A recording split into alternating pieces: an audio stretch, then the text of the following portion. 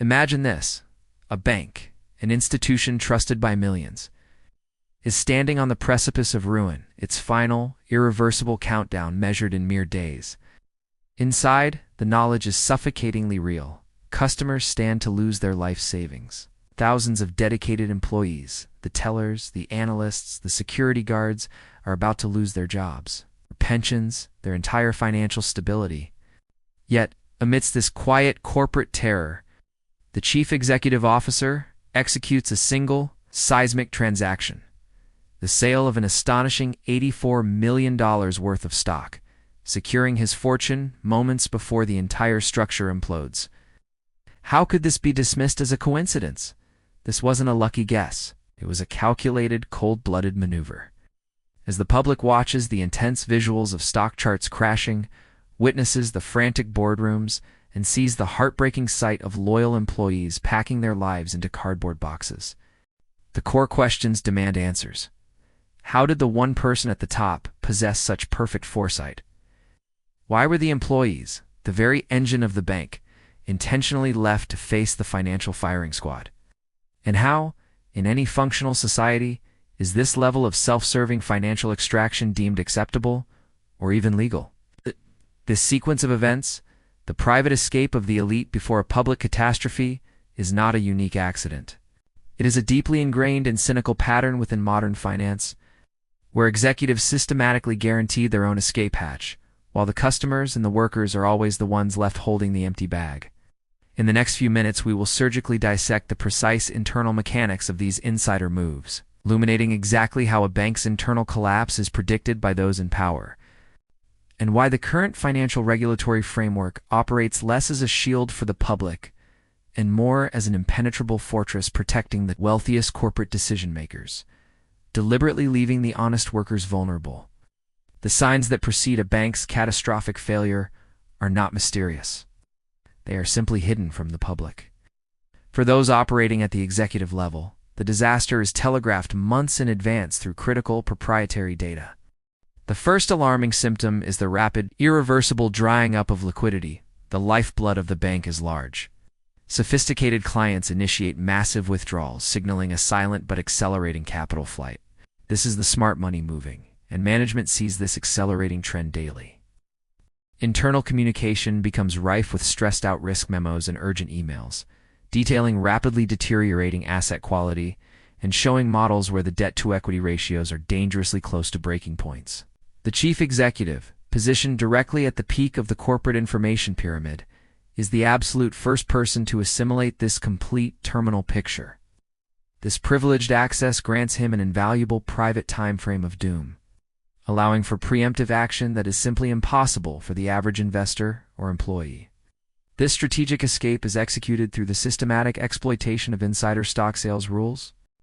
While the law prohibits trading based on material, non-public information, the classic definition of illegal insider trading executives employ a prearranged trading mechanism known as the 10b5-1 plan to achieve the same result legally. This plan ostensibly allows them to set future stock sale dates far in advance to prove the decision was made before possessing the crucial inside information. However, the system is notoriously gamed. Executives can establish or modify these plans during opportune, undisclosed windows, or simply terminate them if the news turns positive, effectively exploiting the timing rules. Crucially, the plan is used to unload massive volumes of stock just prior to the mandatory public disclosure of disastrous financial results. The devastating distinction lies here. The executive is allowed to legally dance on this ethical razor, whereas a rank-and-file employee holding company stock in their 401k is prevented from making any similar defensive move there, hands tied by their lower status and lack of legal maneuvering room. The sheer scale of a sale like $84 million is not merely a number. It is a profound declaration of betrayal. Such a massive divestiture, executed in the critical period immediately preceding the regulatory collapse, transcends a simple liquidity event. It serves as an undeniable public signal to regulators and future investigators of the one-person's absolute and terminal loss of confidence in the institution they lead. It confirms that the CEO possessed private specific knowledge regarding the severity of the liquidity crisis and was actively anticipating the imminent Full-scale intervention by regulatory authorities. These timely trades are the clearest possible internal indicator that the corporate leadership had already given up on the bank's survival, choosing instead to secure their own vast financial survival weeks, or even days before the public was ever alerted to the danger. The cruelty of this arrangement is starkest in the aftermath for the employees, who received nothing. Their financial foundation, built on months or years of salary, retirement savings heavily invested in what is now worthless company stock, and promised severances instantly liquidated. The employee walks away with a box of personal effects and a notice of termination. Conversely, the executives are thoroughly insulated. They are protected by legally binding golden parachutes, guaranteeing huge severance payouts, pre-structured bonus plans that are paid out regardless of failure, and corporate indemnification insurance that shields them from most personal legal liability. This creates a deeply entrenched, grotesque risk-reward imbalance. The thousands of employees bear the actual tangible and immediate risk of job and financial loss, while the single executive who steered the ship onto the SOHs, rewarded for his risk-taking strategy, walking away a multimillionaire.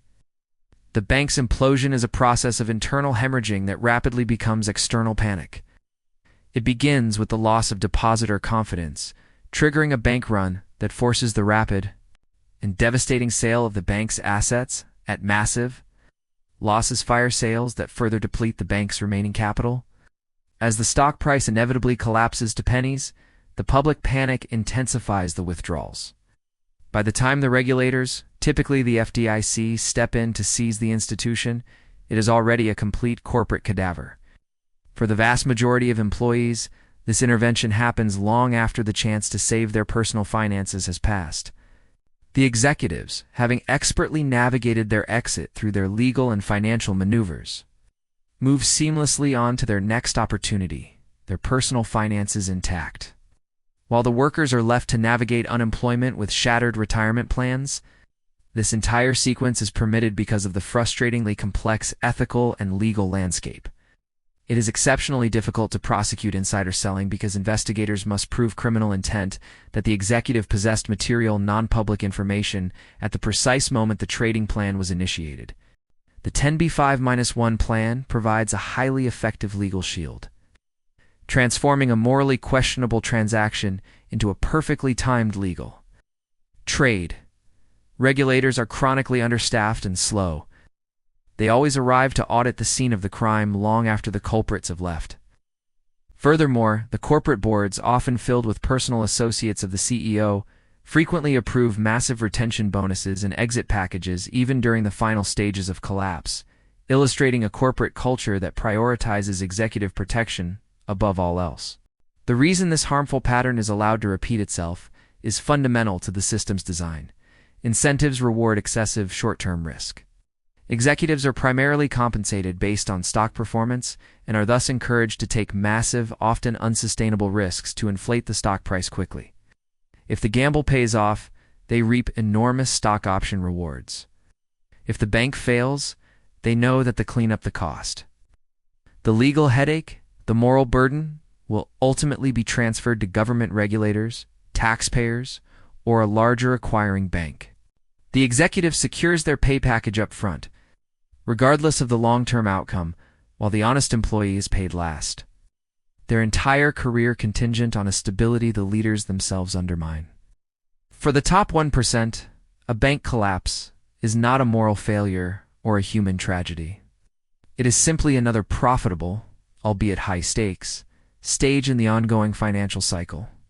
When the news cycle moves on from a bank collapse, the public is often left with the impression of a sudden, unforeseeable economic event. Yet the brutal, underlying truth is that the insiders saw the disaster unfolding months in advance, and the very first priority was always the systematic, legal, and rapid protection of their personal wealth ahead of the fate of their employees, their customers, or the financial markets. The lesson is clear and unsparing. The system is not flawed or broken. It is functioning precisely as its designers intended to. Concentrate reward at the top and distribute the consequences to the bottom. In the next episode, we will equip you with knowledge by exposing the specific internal warning signs and proprietary metrics that signal a major financial institution is just weeks away from failure, ensuring you are never again left holding the bag like the employees who were so cruelly abandoned.